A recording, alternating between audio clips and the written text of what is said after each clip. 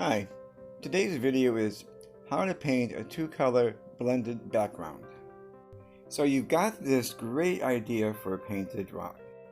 You want to use a background, but you're not quite sure what kind of background you want to use. A two-color blended background may be just the ticket. A two-color blended background is just like everything else in acrylic painting. Part experimentation, part practice, and just having fun. Most acrylic colors are transparent. So what I like to do is I like to add a little bit of titanium white to the color. That way it's a bit more opaque. With a two-color blend, each color then is mixed in with a little titanium white. One color will be on the top and the other on the bottom. For a brush, I use a bristle brush, but you can use any kind of brush that you'd like. As with any kind of blend, you can change the look and feel of a blend by changing up what you use to apply the paint. A makeup sponge, a sea sponge. The final appearance will depend upon what you use. For my recent 4th of July fireworks painted rock, I also used a cosmetic brush to help smooth out the blend. Just experiment and have fun. Now I painted in a layer of the blue, and now I'm painting in a layer of the green. I'm allowing space between the two, and then I'm blending in the green onto the blue. Carry the green into the blue a little bit more, and then if you want, you can carry the blue into the green. The more blending you've got going on, the better. Work kind of quickly, because blending is easier when the paints are still wet, at least somewhat. You can also add a little bit of water on your brush, remove the excess on a clean towel so that your brush is just damp. Then continue with the blending. One of the problems with a bristle brush, especially a new one in this case, is that a misbehaving hair will come off. Don't freak out, just get rid of it. For this blend, I applied one layer of blend. For this next two-color blend, I'm applying the same basic principle, mixing a little bit of titanium white with the blue, and then later on to the magenta, but then I'm applying more than one layer of blending.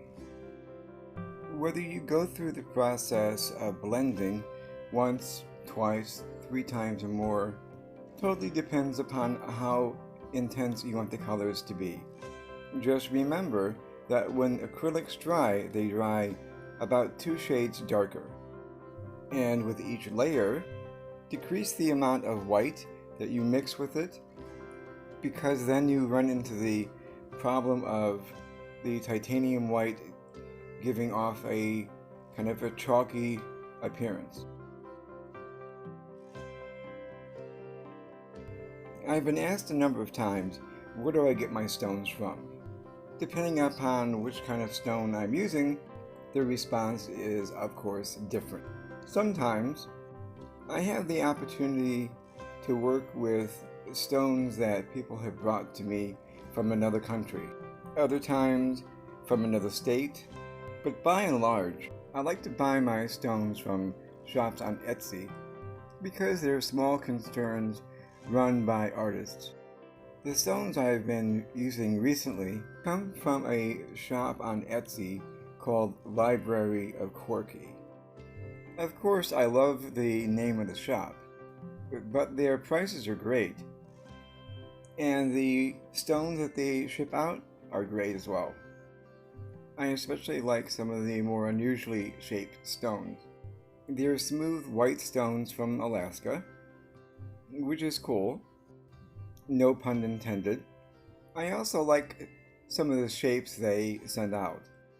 Of course, they have the round ones. I like the fact that they are white and I don't have to do any prep work before I use them. Anyway, I just wanted to mention their shop. and to let you know that they're offering to my viewers 15% off to some of the items in their shop. Just type in George 15 when you check out, and you'll get the discount. And I'm not getting any kickbacks or anything like that. Nothing free.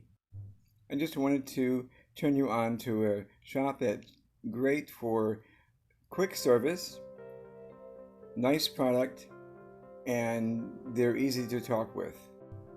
I'll have information in the description below.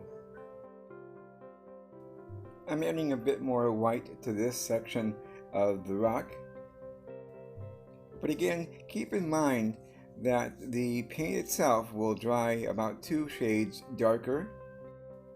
And every time you use titanium white, you take the chance of having a little bit of a chalky appearance.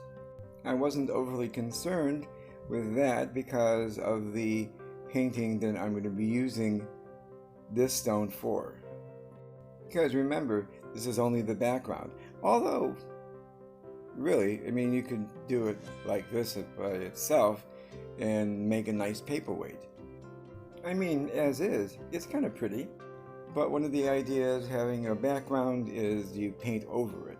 But again, this is your stone, to do with as you will. One of the things that I like about doing backgrounds is that they're pretty quick to do, but they have a lot of impact.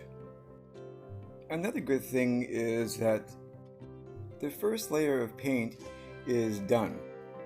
You don't have that empty, blank canvas of a stone looking at you thinking, what am I going to do now?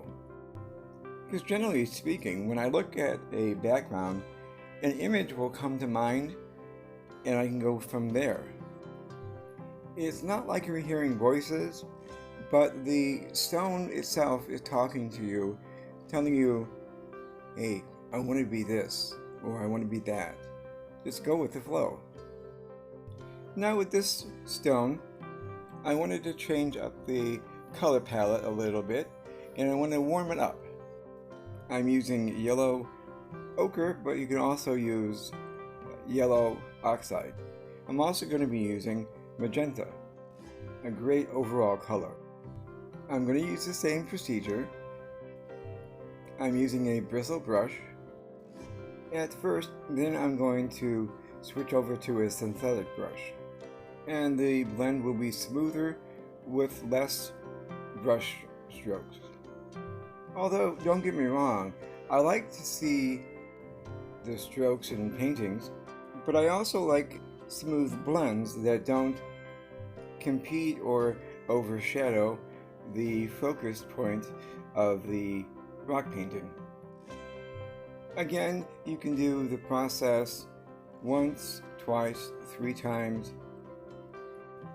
It all depends upon how smooth you want the blend to be. Also, take into consideration what's going to be the focus point.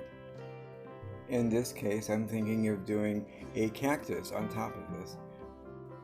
And since the cactus is going to be green, red and green are complementary colors, so I want to have a bit more red in the base. So there'll be more of a pop in the finished rock painting. Of course, by the time I end up using the stone here, it may have a different idea of what it wants to be. I'll just have to wait and see what I end up doing with it. When I do a series of stones for blending, and you might want to think of this for yourself, is do maybe like 3 or 4 or 5 stones. Prep them first with either a layer of white, if the stone's dark, or a layer of matte medium. That way the paint absorbs better and goes on smoother. And then just have fun with the color combinations.